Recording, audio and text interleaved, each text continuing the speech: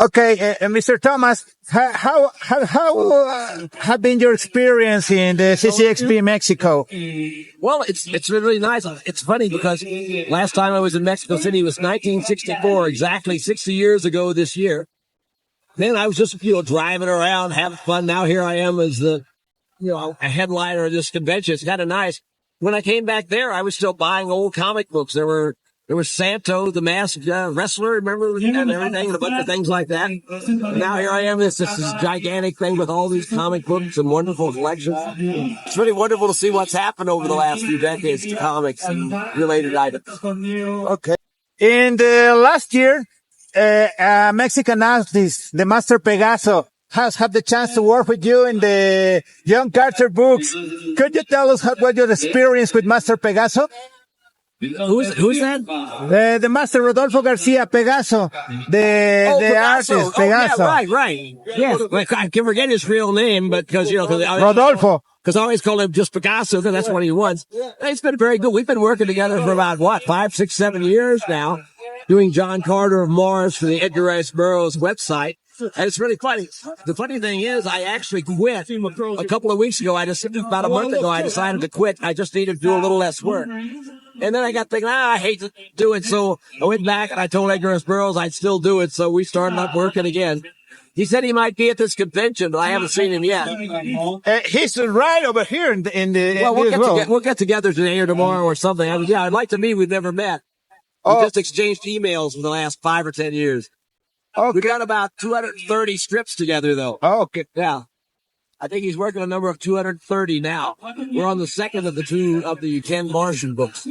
Okay. In your experience, how is the appealing for such classic characters like Joe Carter or even the Conan? You were the most important writers of Conan. What do you think is that keep alive these classic characters? Well, they were good, and sometimes they were the first. Other people come along and copy Conan or they copy John Carter. But John Carter was something brand new. There was nothing quite like. You could find a 1 or 2 antecedents, but basically John Carter was an original idea, just like Tarzan was by Burroughs the next year. And Conan, maybe not quite as original, but just about as original. That was different from anything. When you make up something that's not quite like anything else, you do it as well as Burroughs and Howard did. You're gonna stand out head and shoulders above the other people because everybody else is imitating you. All I've ever wanted to do is to be able to interpret their work and, give them a little more glory and introduce them to a few more people. Okay. I'm a fan of your work, but I'm so fan of your work as a researcher, as a historian of comics. I read a lot of the magazines you collaborate for, the Alter Ego, Back Issue magazine, all this. How did you start doing this work? You mean the magazines about comic books? Yeah. Well, back when I was about 20 years old, a guy I knew through the mail decided to start a magazine about comics, but he called Alter Ego. It was just going to be a little thing on a Spirit Duplicator magazine. You could print only about 150 copies before you had to type out a whole new master's sheet. Right? And he asked me to help him out by coming up with some stories, and articles on comics. I did a parody of the Justice League, and I drew a new version of the Spectre and made a story about it.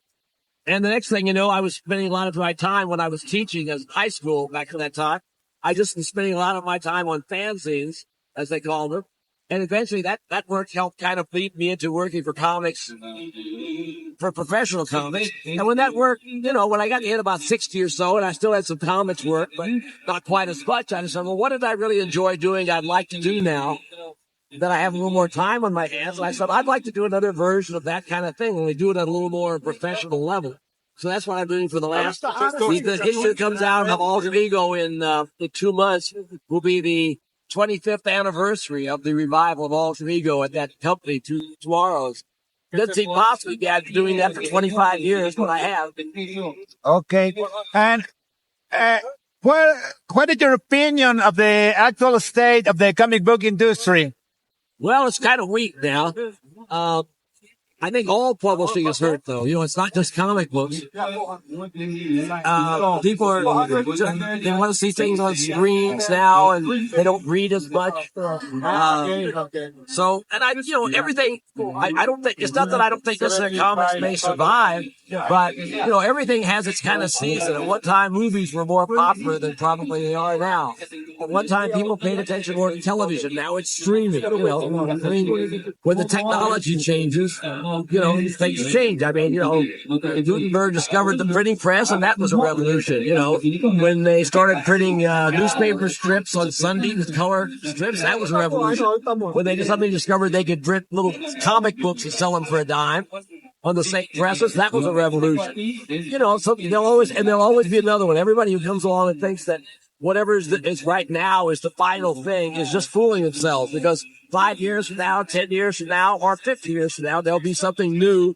And then everybody look back and say, boy, that was all quaint back then, those streaming comics and the manga and everything, that was awful quaint, because there's always something new coming along. The art is constantly developing. I'm just happy to have had a nice part of the comic books in their, maybe the latter half of their major career, but, it's fine with me because I love comics, so I'm happy to have been a part of that history. If it ends tomorrow, it's still okay. It's been a glorious history. Okay. Thank you so much. And I want to ask you a final favor. Yeah. And I just want to invite the world to read more comic books. It's a vital medium. You should read them more and enjoy them.